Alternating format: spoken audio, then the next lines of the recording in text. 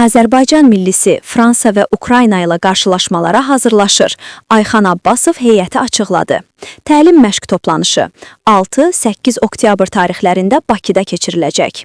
Səfər 8 oktyabr Parisə yola düşəcəklər.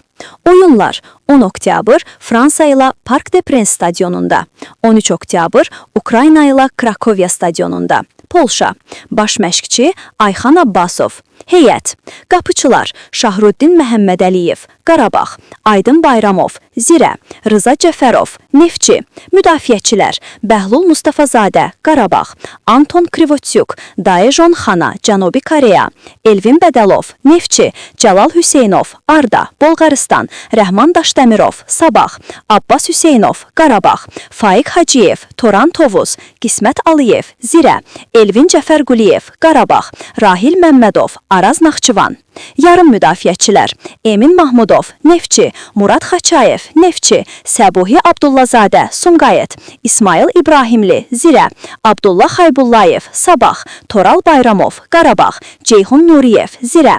Hücumçular Rüstəm Əhmədzadə, Sumqayıt, Anatoli Nuriyev, Sabah, Mahir Emreli, Kaiserslautern, Almaniya, Renat Dadaşov, Motor, Polşa, Musa Qurbanlı, Qarabağ, Nəriman Axundzadə, Qarabağ. Sual, sizcə millimizin Fransa və Ukrayna ilə oyunlarda şansı nə qədərdir?